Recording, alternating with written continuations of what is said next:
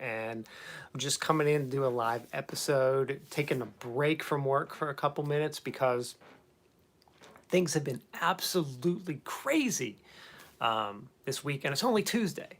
So let's talk about all the stuff going on in my life and just everywhere over the last couple days and all that stuff. So, all right. Let's see. First of all, I rearranged my office a little bit. If you haven't noticed, I put like my third monitor that used to be like on the side, like behind me now, well, in front of me when I'm working. So that's been helping out a little bit to help me with some work. So yeah, a little life rearranging there. This week is my birthday. For those of you who know me, know that I absolutely despise the aging process. So since I've been like maybe like, I don't know, let's say maybe like 22, 23 years old, I kind of have been at this point where I didn't really want to age anymore because I was pretty happy at that point in life. You know, that's like this good point in life where like you don't have to be responsible yet and like have a job and everything, and like you don't need much money. It was like acceptable to be uh you know, living off of your parents or whatever, stuff like that. So I don't like, not a fan of the age thing. So my birthday is this week on Thursday. I'm totally have to work until the weekend, like hardcore. So let's talk a little bit about that. Some of the stuff that's going on, all the stuff I've been up to recently. So, you know, we just had Christmas and all that stuff. I feel like that was like a million years ago, but it was literally just, you know, 2 weeks ago. And I worked last week and I'm working this week, but I have just so much stuff going on. So, first thing, so I've mentioned before that I am applying for promotion to full professor. And to do that, I had to do this huge, long document and gather all these materials, like all the publications I've ever written, like everything, and put it into these documents that were literally like 700 pages long. And I submitted that this morning. So, big thing off my plate that I've got done. Now it's like course prep mode, but so I'm prepping my courses. I'm teaching 2 new classes this semester. I'm teaching a streaming for video and audio course, like streaming for gaming course, which is going to be super fun to teach. And then I'm teaching an intro to programming class, which is also going to be fun to teach, as well as general instructional design. So since I'm teaching 2 new classes, I have to create a bunch of videos. I've mentioned this before. You're going to see more and more videos popping up on my site about like programming and video and streaming stuff over the next few weeks as I get these courses prepped. So I'm in like major prep mode because my classes start next Wednesday, which means I have to open these up for my students early next week. I have like a week. And in the meantime, I mean, for fun, you know, I have a presentation tomorrow. Um, have a presentation tomorrow, and so I'm prepping for that. It's a short presentation only. It's like at our university's Center for Innovation and Entrepreneurship. It is called 1 Million Cups. So it's a quick 6-minute presentation where I'm talking about UNCW sports and what we're doing and what we need, and you know, kind of what our vision and goals are. It's only 6 minutes, but surprisingly, that's very difficult. So I've been doing all these esports presentations for so many different groups of people, from literally from potential investors to middle school students. So like the audience ranges vastly. Now the funny thing is, I have like a Mo app. So if you're not familiar with a Mo app, MoApp is the mother of all presentations. So I have this huge, big, ginormous esports presentation developed. And basically, what I do is for each presentation that I do, I cut it and modify it and change it to the presentation that I'm going to talk about. That way, I just had to create it one time and I can keep reusing it. You know, I basically keep plagiarizing my own presentation. And that so it's hard. Most of my presentations are between 30 and 60 minutes, so it's really difficult to only do one that is 6 minutes. Right now I'm cut down to 17 slides. 6 minutes and 17 minutes. So as soon as I'm done with this stream, which I'm doing just literally to procrastinate, I have to go and finish up this presentation that I'm going to develop for tomorrow. So gotta get that done. If you didn't check it out, I posted my levels for gaming presentation if you're interested in that at all, which is really like just all the different ways to implement educational games into the classroom. Check it out on my YouTube channel. I just created that last week, and I think it's a really good, interesting topic, and I'm planning to potentially write a book about it this summer. So let me know what y'all think about that, because I kind of need to know if I should be pursuing that interest further or not. Okay, so that's like work stuff, just crazy. And then I have more presentations next week. I'll talk about that next week when I come on live, or maybe later this week if I come on again. Other things going on, just all kinds of crazy stuff. So let's talk about like stuff going on in the world. Our world is like, so one of the topics, I don't talk about specific political issues really, or anything like that, or people in office or anything like that. I'm not a big fan of doing that. But the one issue that's coming up right now is about the technology and big tech. And does big tech have too much power? And should they be able to shut people off of their sites, basically ban people from their sites and ban certain content and stuff like that? So let me talk a little bit about that and my feelings about that. My feelings about that have not changed. The United States had like an incident last week with the riot at the Capitol, and I don't want to address that issue. I'll talk about in general my thoughts on social media and big tech and what they can and cannot do. So let's talk a little bit about it. So first of all, let me give you a little background on myself and some of the personal issues I've encountered with big tech. And if you pay attention to my website and stuff, I'm very like much about security and making sure that my system, browser, internet, and all that stuff is very secure. So I'll address some of that as well. So first of all, and I've told this story numerous times in these videos and in other videos and on my LinkedIn page and all that stuff. So about a year and a half ago, maybe 2 years ago, um, I was I found this cool article. It was posted on like Mashable or Wired or something like that about these some summer camp teaching girls, like elementary and middle school girls, how to program, code. And I posted. I thought it was a really cool article. I posted it on LinkedIn and Twitter, and said like, learning how to code is an awesome skill set. It's awesome to see initiatives like this happening in education. No big deal. Pretty harmless post, right? Get a message from Twitter within maybe an hour or two that my account's been banned for a week.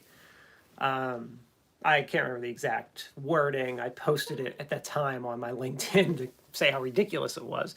But the wording was something like, you did something on Twitter that was unacceptable, against our policy. Your account's been flagged, and you can't post or do anything for like, it was like I couldn't do anything for 2 or 3 days, and then after 2 or 3 days I could appeal, or I could just wait a week and like wait for my account to be unlocked, I should say. And I couldn't figure out what I had done. So I went through and thought about my last few posts, and I went and I started doing some Google searching. It turns out that what happened is I guess some reporter had gotten fired from their job. I don't know the circumstances of this whatsoever. So I'm just giving you the gist of what I remember about it, is that a reporter had been fired for their job reporting on something political. And the extreme of the other side, I don't know if it was the right or left, extreme on one of those sides, was mad at this reporter and kept tweeting to the reporter like, ah ha ha, you lost your job. Why don't you learn to program or learn a useful skill? Was the gist of what they were saying. I'm not saying reporting's not a useful skill. I have, after having interviewed people and creating videos and stuff, being a journalist and writing is an extremely difficult skill. But anyway, they were saying like, oh, learn to code, like learn a job kind of thing. And what happened was, because they were using that, every person that was talking about coding, like literally computer programming on Twitter, was banned. Their account was banned. So I posted this on LinkedIn, and I had two other people comment to me that in the last few weeks, their accounts were banned on Twitter for talking about computer programming. One was a computer science professor, and I'm a professor of instructional technology. So like, this is what we do, is talk about. I'm literally teaching intro to programming this semester. So we were, banned from Twitter for the week. I did think it was 100% ridiculous. And the problem I had with this circumstance was that Twitter was using AI to flag me, and I'm okay with that. The problem with the whole situation was not that my post was flagged, not that the AI found it by mistake and thought I was part of this extremist group that was posting stuff. The problem was that there was nothing I could do. Once they decided to ban me, I couldn't actually do anything. And that right there was the problem. There was no like person I could contact to say like, hey, like there was a mistake. What's going on? Why did this happen? So one of my issues with big tech is there's no human. There's no human on the other end, and they need to implement that. I had no problem with Twitter's policy. I had no problem with their AI. If someone was, giving threats to another human using this hashtag, and I had used the hashtag by mistake, I have no problem with them looking for that and trying to stop this situation from occurring. Like, fine. I do have a problem with the fact that once I was flagged and it was by mistake, was that there was no person on the other end, nothing I could do about it. And why did that happen? Because these companies, unfortunately, for as large as they are, aren't large enough to have huge customer service centers.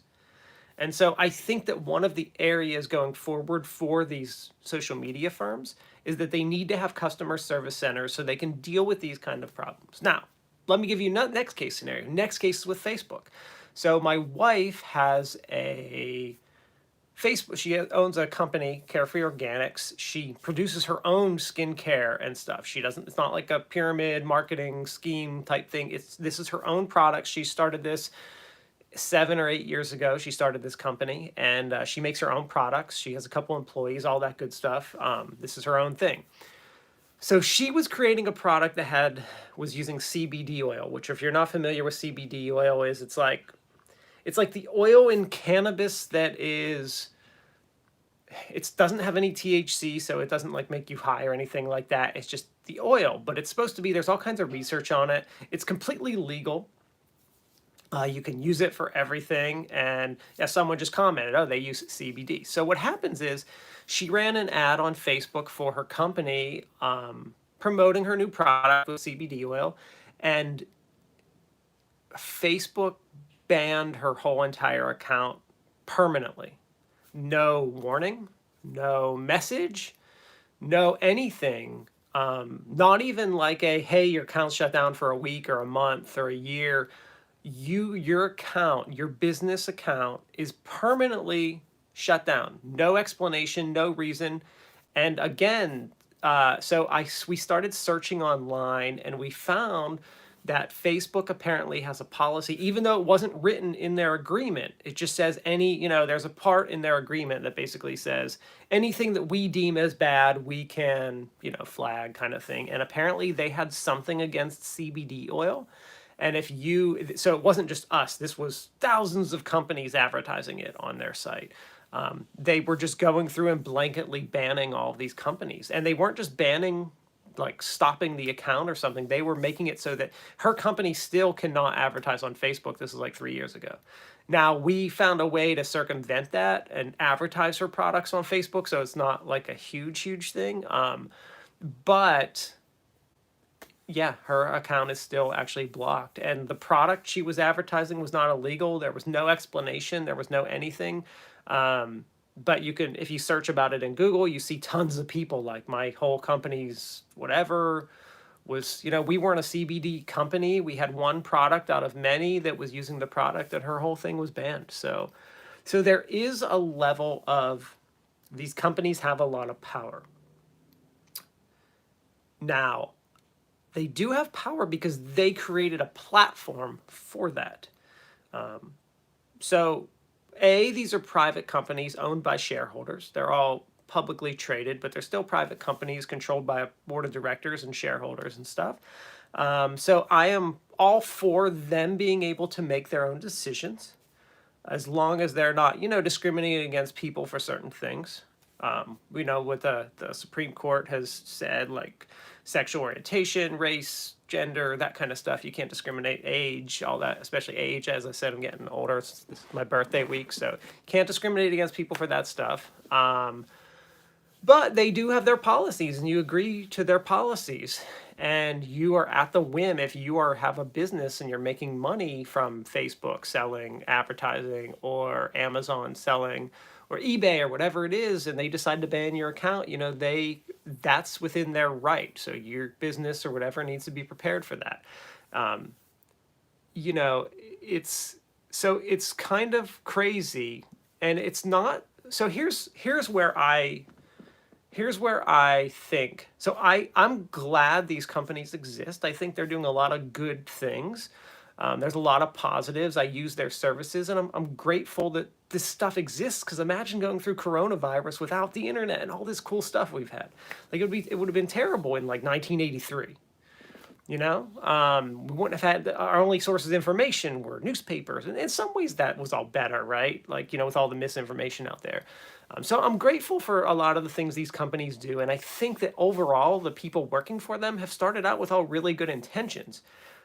It becomes a nightmare to manage all the stuff that's going on these sites, right? And I think we're at a point now where there's this intersection of these companies aren't sure. They're so big that they're not sure how to manage themselves. And I think they'll figure it out with time. But I think one of my personal suggestions for these companies is they need customer service centers. They need humans on the other end that you can talk to. So my wife could talk to someone on the phone or via email and say, "Hey, what happened?" And they could have said, "Oh, you were advertising this product." And she could say, "Oh, I didn't know it was against policy. I'm really sorry." And they could say, "Oh, okay, you can't advertise this. It's not a big deal, but you can't advertise stuff like this. We're going to reinstate your account," that kind of thing. Like, that could have happened and been a really good, easy customer service issue for Facebook. They could have just never approved the ad in the first place. That's the weird thing. Like, their AI approved the ad and then shut it down. So there's like some weird stuff happening there. So those are some of my personal experiences with these companies and some of the power they've had. Now let's talk about what's happened over the last week with them, banning the president from these platforms and that kind of stuff. I think that it's 100% within their right to ban someone. Fine. Like, they can do that. It's their product.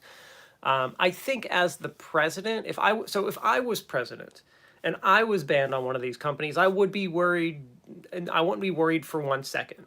So as president, you have a lot of power. You can literally go on TV 24/7 whenever you want to. You can use the White House website to just post a blog and post stuff 24/7 if you want to. So your audience, as someone who is famous, you do not need to rely on Instagram, Twitter, Facebook, or any of these companies. You can get your message out there if you are famous. President, baseball player, actor. You can just create your own website and you can get your information out there no matter what. So as far as like them being banned and stopping them from speaking to people, I don't think that's the case. Those people like that, it can shut me down, but it can't shut someone who's famous down. They always have an audience, always have access. The media and everybody will be wherever Trump is. He will have followers, he will have media, and he will have people that don't like him watching it too. He's kind of like, remember like when Howard Stern in the 90s, like people who liked him watched him, people who hated him watched him or listened to him. Like, Trump will have the same thing. So someone asked, do we want a product that only broadcasts good opinions? Well, it depends, because the thing about Facebook and Twitter and all those things are that who you follow and watch might be just an echo chamber of what you want to hear and see. I've had people on my Facebook feed be like, "I just blocked 50 people that disagreed with me." So they're creating that for themselves. As far as the platform itself having opinions, I think opinions are one thing.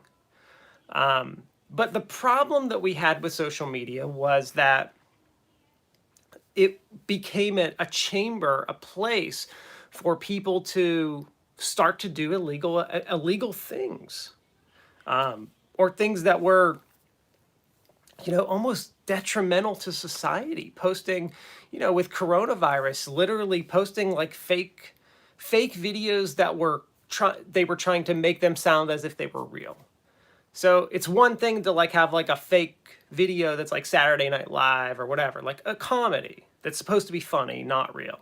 But like when you're trying to trick people into posting something fake, then that's a little different. There's a lot of gray area there about what's right and wrong there. But you have to remember, these companies unfortunately will start to be able to be sued for misinformation and weird things. So in some way they're trying to act on their best interests. These companies would love to not have to moderate all this nonsense that's happening. They have to have this spend all this money on AI to monitor what's going on their site. They don't want to do that. They're doing that because they keep getting sued or whatever before it. They have this sense of responsibility that comes upon them, unfortunately, that they have to moderate. So so I don't think that it's not about opinion. It's about purposely presenting inaccurate information to trick people, I think is where the problem comes in. And it seems to be working. I mean, there are people that really believe a lot of stuff that when you look at all the evidence, it really points to one direction, and all they do is grasp onto the next part of that. It's like this ladder that's like slipping away, and they just keep grasping onto like the next ring, and that ring breaks, and it's like, whoa, I got this other one, and I got this other one, and it's like, it becomes exhausting. And now, what happened over the last week with Twitter and Facebook and stuff banning the president? I think that they're really. First of all, I will say that any human that is not famous would have been banned by Twitter or Facebook or Amazon or any of these companies, any app, a long, long time ago if they weren't the president or like a famous baseball player, actor, and stuff. All those famous people get away with a lot of stuff that you and I would be banned from those sites for. So remember that, first of all. But, the fact that this was a platform where a lot of false information that was being spread that led to criminal activity is why they did what they did. And I think if it was I think of any bad organization, like just imagine if like when the World Trade Center bombings happened, if like all of them would have been communicating via Twitter, like you would expect Twitter to just shut down all those accounts. So I can't blame them people died last week at the Capitol, and it was a terrible incident. So I can't blame any communication that was causing or part of that to be ceased. So I can't blame that. Now, so there's that issue. Then take the issue of a site like Parlor, which is becoming popular. People have been talking about it.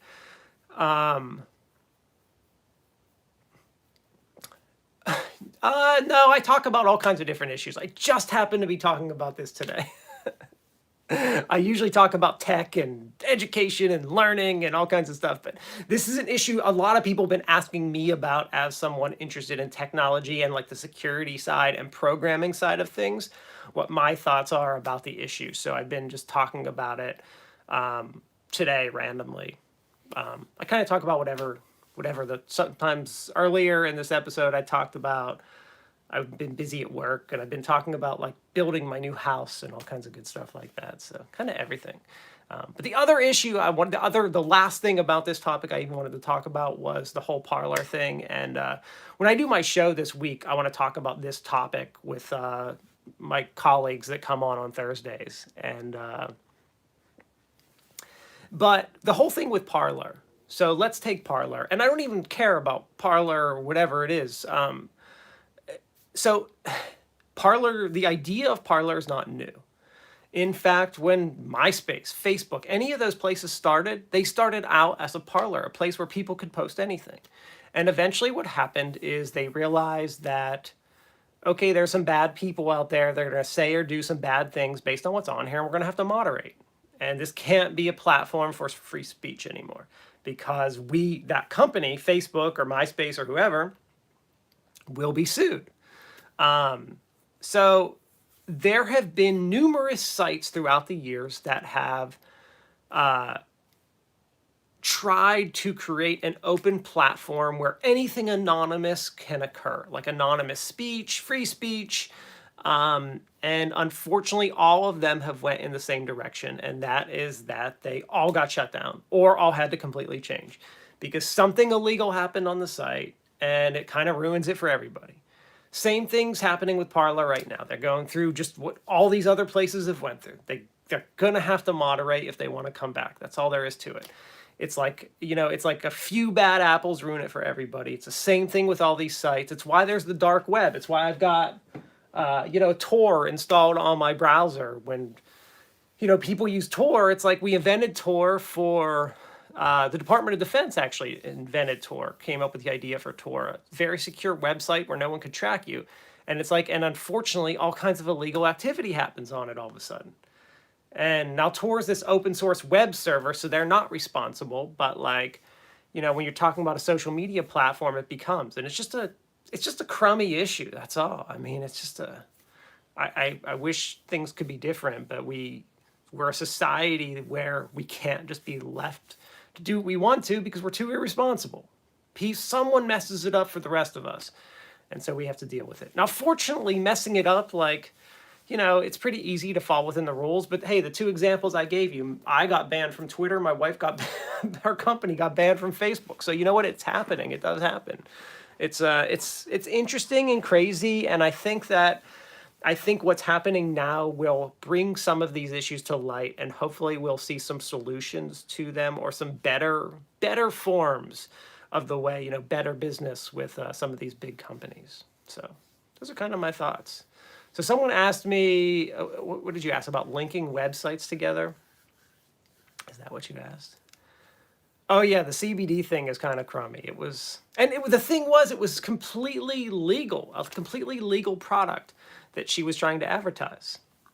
So as far as linking the websites together, this isn't something I can go through for this kind of video because I don't have like my computer open on the screen to like show you what's going on.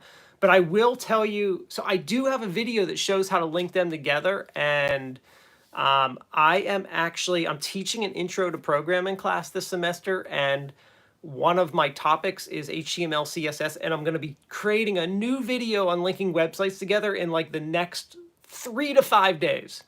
I'm going to be coming out with a new video that talks about that and walks through Dreamweaver and kind of walks through all the new stuff that's been happening in it.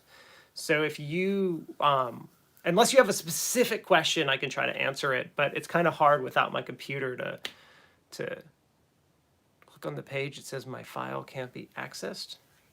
Oh, so if you're trying to install something, if you're creating web pages and trying to link, so let me just transition into this topic. So someone asked about linking web pages together. And what they're doing is they're trying to link pages together. And a lot of times you try to link your page or you have an image on a web page, and when you publish it, what you notice is that it's not working correctly. Usually what that means is that the link is incorrect. So from the time you saved it to publish, the file structure is not correct. So check the links. It's got to be in the links. If they're both being published, if it's working on your computer, but then not working when you actually publish it, it's the file structure is not correct. For example, if I'm trying to link to a page called links.html, and it works on my computer, but not when I publish it, it's because the directory is incorrect on my computer. It's not right. So my suggestion to people usually is to put everything in one folder on your desktop. So put all those files on the one folder, and make sure that the links are only pointing to that one folder. There's no like, C drive : / in the link. It's just like index. Okay, and someone just asked me another question. So that's with the web stuff. So someone just asked about my experience as an instructional designer. So it works if I open the page alone itself, but I want to open another. It says it can't be accessed. And I'm going to answer this other question about being a military instructional designer in a second too. So let's see. I'm just checking all these comments. It works if I open the page alone by itself, but I want to change to another page. It's got to be in the links.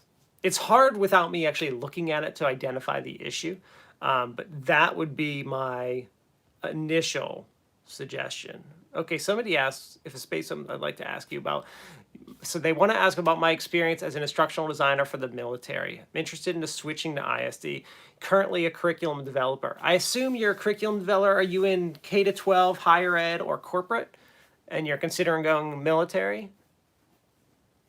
Is that what the case is? For the Air Force. So are you considering going to the Air Force, or you're considering you are in the Air Force? Focus on English as a second language. All right. So someone focuses on ESL and they're considering going into ID for the military. Already there. Gotcha. Well, I mean, if you're already there, then you should, I mean, it shouldn't be any different. Each branch of the military and each piece and component of it is going to have their own different structure to an extent. But in general, being a military contractor and an instructional designer is an excellent job, excellent career path, especially you might currently already have secret or top secret clearance, but pay is good.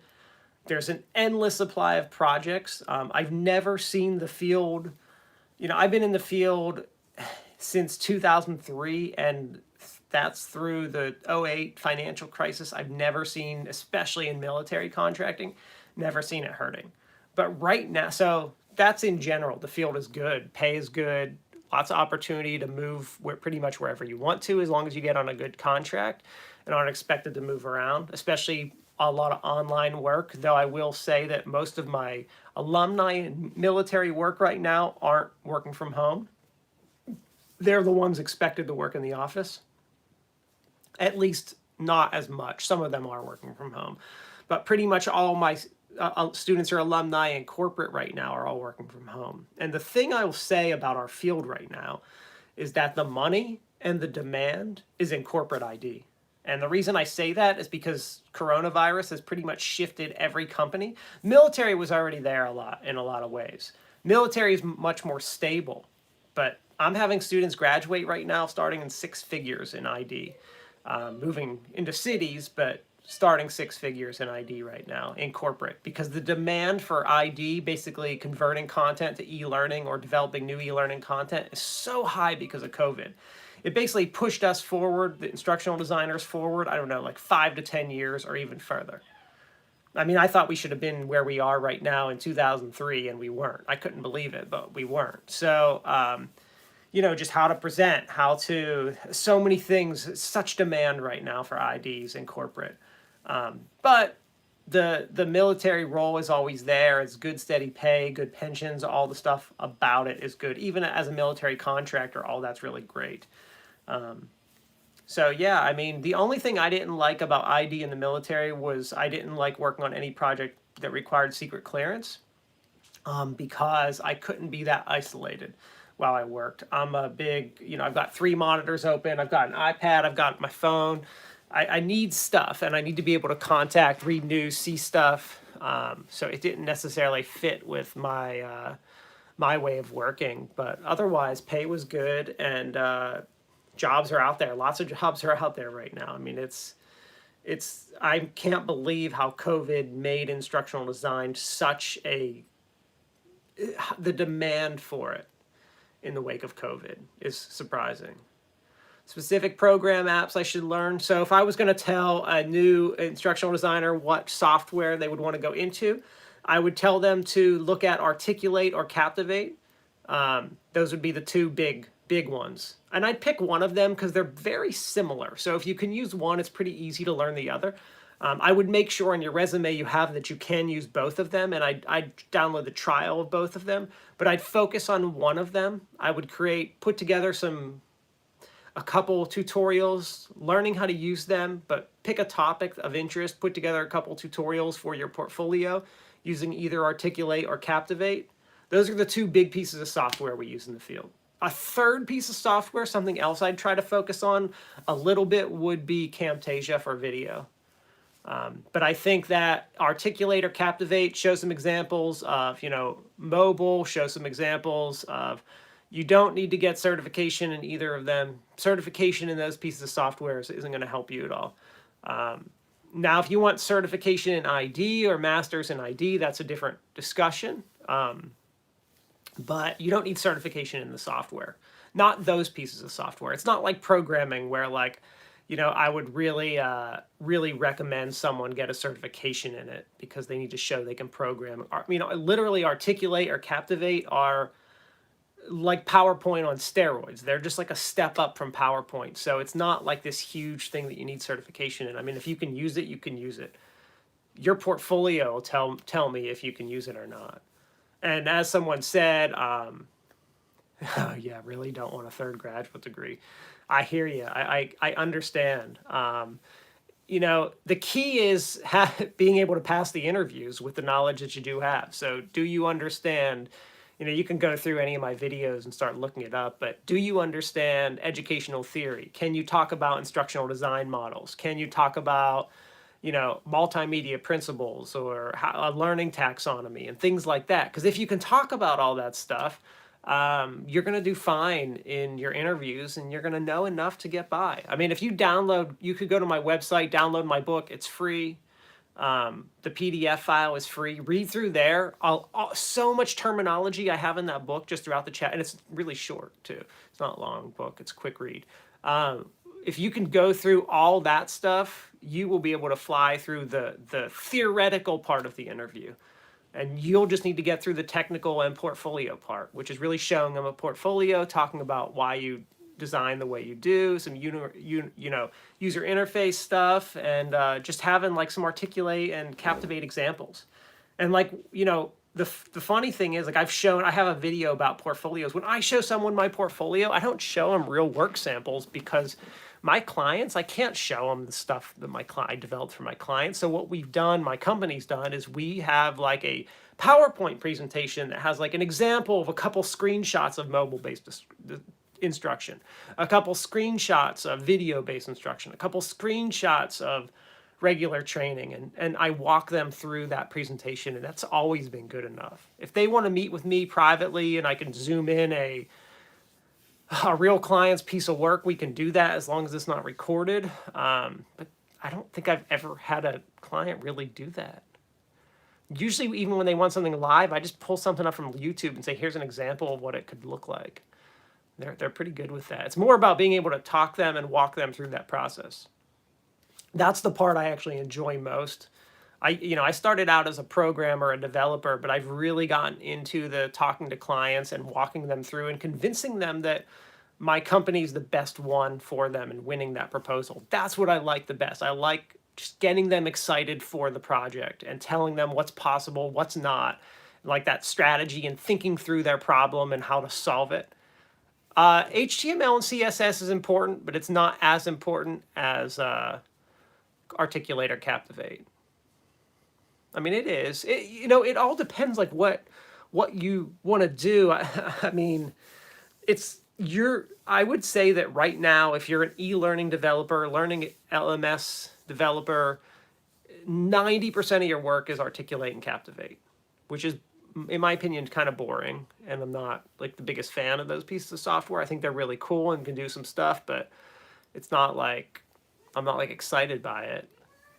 But I think understanding some basic HTML and CSS is important. I think understanding programming logic, understanding database logic is very important. How that stuff works, when do you need it? Just so when you hear a client's problem, you can say, I really think you need a database for this, or I think that you understand it helps you understand the back end of the learning management system that they're using. If by chance you need to edit it for them. I mean, I'm working on some projects, 2 projects right now, where we are installing, well, we're purchasing an LMS for the company, but we're in charge of the back end. We're the administrators. So we have to set it up for them and talk to them about user permissions. And you have to know some coding, a little bit of coding.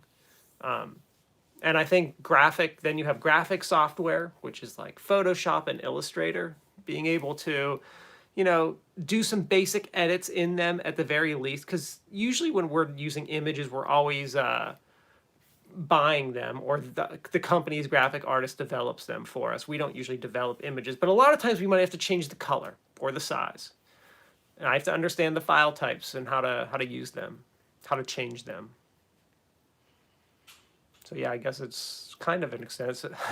There's a lot of software, but the big ones are Articulate, Captivate, then Camtasia for video, Photoshop, Illustrator for images, InDesign for documents, and Acrobat, I guess, could be in there.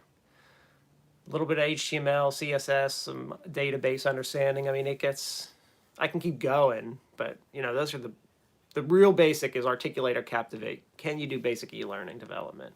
That's what most clients want. And most of the clients we work with, that's what we help them with. But then, they have a question. Oh, we're working with you. We expect you're just like an instructional technologist. You know everything about this. We're interested in this kind of LMS. What do you think? Or will this work with HIPAA or SCORM? And they start to ask a lot of questions that, it's nice when you can answer them. That's kind of where I come in as the tech person piece, being able to answer that stuff. But anyway, guys, I'm at 40 minutes, so I'm stopping because I need to get back to work. I have a presentation tomorrow at 9 a.m. Actually, look, Wilmington, 1 million cups presentation. It's about esports tomorrow, 9 a.m. I present for 6 minutes. Anyone in the world is welcome to sign up and watch it. 9 a.m. Eastern Time, 1 million cups, Wilmington. I'm talking about esports for 6 minutes. Go watch it tomorrow. I have a bunch of esports videos anyway up on my website, YouTube channel, but watch them. And anyway, later all, and have a good day, have a good week, be safe, and hopefully everyone has a good week. Later, everybody.